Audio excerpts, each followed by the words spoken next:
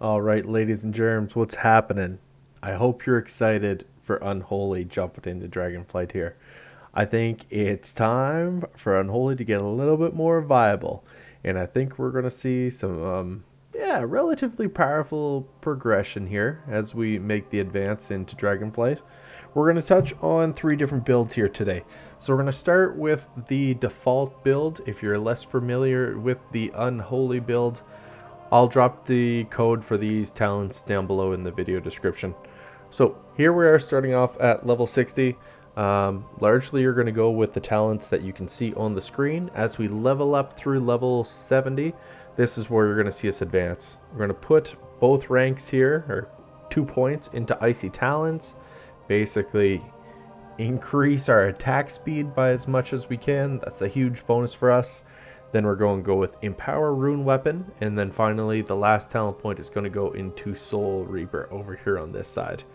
Just basically being able to give us a little bit of additional closure and really be able to knock off our opponents a bit faster. So love the deeps increase that comes with that one. Overall, from a talent perspective, you can play around with that. Alternatively, if you really have a soft spot in your undead heart for Abomination, you can stick with Abomination Limb and carry that over from Shadowlands. There's absolutely nothing wrong with that. I'd say for the most part, Death Knight still is undervalued for the overall utility it brings.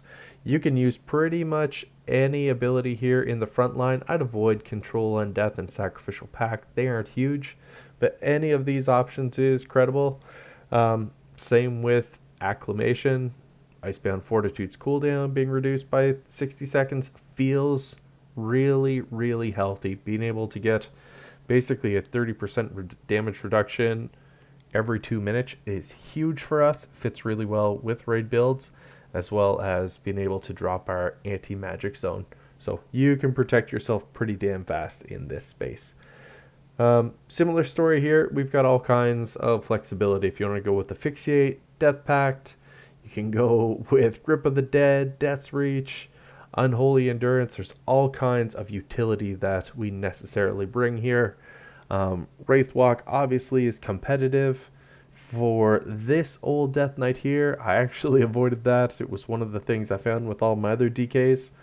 Oh boy, we're not necessarily fast, so I take advantage of Death's Advance, but also Dark Flight being one of the perks of whatever we are, Worgen, werewolf people. All right, let's talking more into the talent. So this is how this build works. We really want to go down, load up on Unholy Assault. So you'll see as you get towards level 70, you're going to keep this Death Rot run going.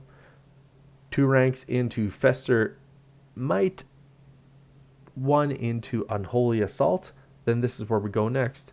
Throw 1 point into Army of the Damned just to be able to reduce the cooldown of Apocalypse by 45 seconds. Absolutely makes a huge difference. Also having Death Coil reducing the cooldown of Army of the Dead by 5 seconds makes a huge darn difference, right? So we're at a 1.5-minute cooldown now. That cuts it in half. 45-second cooldown for Apocalypse absolutely feels fantastic. Next, you'll see a couple of different abilities here. Unholy Aura, Commander of the Dead. All of this spans off of the Summon Gargoyle ability. And ultimately, we're trying to get our Dark Transformation to also empower your Gargoyle and Army of the Dead for 30 seconds, increasing their damage by 35%. It's a real nice, solid buff that drops out here. So here we go. We'll drop some uglies. See what we can do right off the hop. Ultimately, like, look at this beast. We are just able to hit with all kinds of different abilities right off the absolute hop. And we are causing some total chaos. Feels really satisfying. Look at that. Like, tell me we're not designed to just knock down all kinds of trash and mobs that come our way. So that's basically the default raid build. Now, there are a couple alternatives that are out there. Probably have to get my guys to stop attacking. But we'll talk about that in a second. A couple other talents that are out there. So if you're going to go with more of this disease build, Ultimately, like from a talent perspective, no significant change over here from where Death Knights sit. What I will say, or happen to point out, no change here with Empower Rune Weapon, no change here in terms of Soul Reaper, like both sitting really healthy overall, or alternatively, you can choose to go with Abomination Limb. No massive changes. You almost have to go with Deathstrike. You need the anti-magic shell. You need at least some kind of benefit from your death and decay. Having Scourge Strike hit up to 7 additional enemies, absolutely incredibly valuable for us. But this build, you really want to prioritize the Army of the Damned as well as Super Strain, and that's the major focus for this specific build. So what you'll see, we'll look to get the talents up here on the left hand side: Death Rot, Festering Might, Unholy Assault. We will load up on 2 talents here for Ghoulish Frenzy, 2 for Morbidity, 1 for Army of the Damned, and then your final talent point is going to drop down here into Super Strain. So this is effectively how the entire build is set up, and it's better than it looks. So absolute ton of fun that exists there.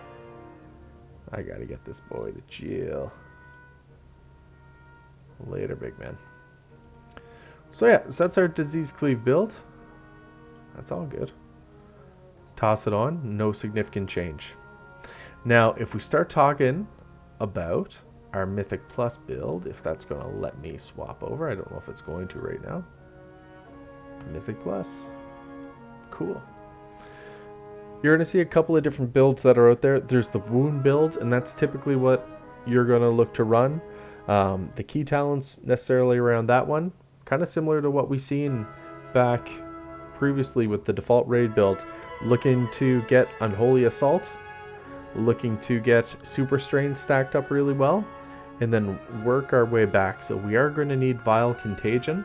Just makes a huge difference. Being able to target 7 nearby enemies is a great number. Really benefit from Eternal Agony, Unholy Command, fantastic abilities there. Same with Raise the Dead, Dark Transformation, some of our key abilities. So you actually want to run with this talent build effectively just with Unholy Assault and Super Strain. The difference over on the Death Knight side here, we are going to prioritize Icy Talons. We are going to prioritize Empower Rune Weapon, prioritize Rune Mastery, continue to prioritize Unholy Bond, and then Abomination Limb. So you're looking at 5 of the 6 here. This isn't viable from a Mythic Plus standpoint. You can make a case that there'd be benefits from it, but for myself personally, I'm avoiding Soul Reaper. There's all kinds of play you can have here in this 3rd rank. You can go with effectively any of these. The recommendation is to go with Blood Draw and Death's Echo for the most part, but they're totally flexible. You really just don't want to give up Unholy Ground. That 5% haste when you remain within your Death and Decay is incredibly valuable. The overall Mythic Plus approach is using the right hand side of our tree as it sits today. So that's the overall Mythic Plus build. Like I said, I'll drop it down in the comments. Let us know. Tell me what's good, what's bad, what's other, what are the things I totally missed on and that you'd like to see different in the future. And most importantly, just have some fun. All right, Dragonflight's here, excited for some new content, and let's see what the future holds as far as our World of Warcraft experience sits. All right, folks, thanks for watching. Take care. Peace.